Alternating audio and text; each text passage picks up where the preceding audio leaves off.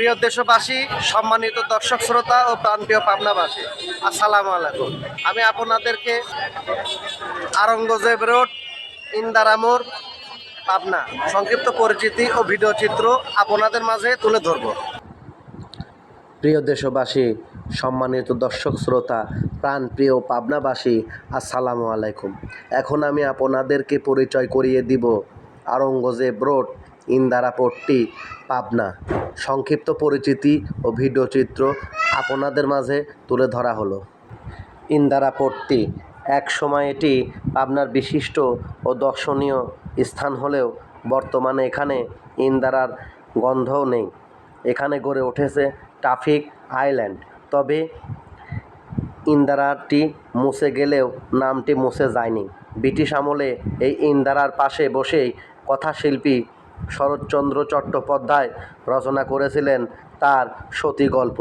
1919 সালের দিকে শরৎচন্দ্র চট্টোপাধ্যায় পাবনায় এসেছিলেন তার বন্ধু হরিশ উকিলের বাড়িতে, যে বাড়িটি ছিল ইন্দারা মোড় থেকে 150 গজ উত্তরে।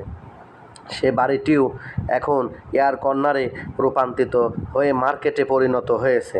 এই ইন্দারার পাশে বসেই তিনি লিখেছিলেন তার সতী শিরোনামের গল্প। সতী গল্পের শুরুতেই বলা হয়েছে, হরিশ পাবনার একজন সম্ভ্রান্ত ভালো উকিল, কেবল ওকালতি হিসেবেই নয়, মানুষ হিসেবেও বটে। শরৎবাবু অতীত স্মৃতিকে দেখতে অনেক দর্শনার্থী কিছু সময় স্থানটি অবলোকন করে থাকেন। জনমুখে শোনা যায় সম্রাট আওরঙ্গজেবের মুঘল সম্রাট আওরঙ্গজেবের নাম অনুসারেই এই রোডটির নামকরণ করা হয়। তবে বর্তমানে এটি পাবনা শহরের ব্যস্ততম রাস্তা। এখানে বিভিন্ন দোকানপাট, ব্যবসা প্রতিষ্ঠান ও বিভিন্ন ক্ষুদ্র এবং ফুটপাত ব্যবসা প্রতিষ্ঠান গড়ে উঠেছে।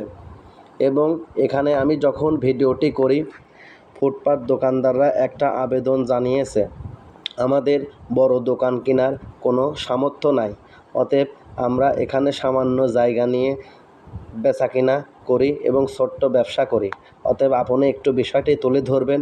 এখানে বিভিন্ন খালি অটোরিকশা, রিক্সা এবং বিভিন্ন মোটর সাইকেল অনেকক্ষণ যাবৎ রেখে বিভিন্ন কাজকর্ম করে থাকে।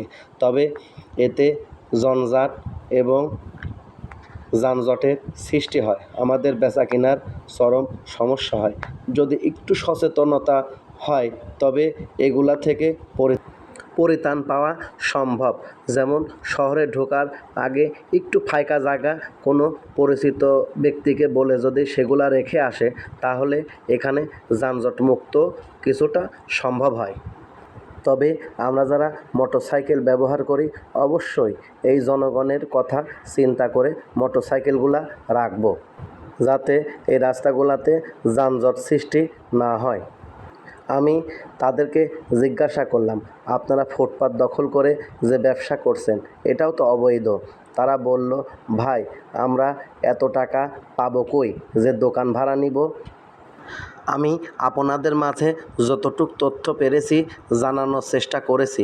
ইনশাল্লাহ পাবনা শহরে এবং পাবনা জেলার আবারও কোনো দর্শনীয় স্থান নিয়ে আপনাদের সামনে হাজির হব। আমার একটি ইউটিউব চ্যানেল ও অফিসিয়াল পেজ আছে, যার নাম হাসানুল বান্না রুবেল টিভি ও হাসানুল বান্না রুবেল অফিসিয়াল পেজ ইত্যাদি। আপনারা সবাই ফলো এবং সাবস্ক্রাইবার করে আমার পাশে থাকবেন।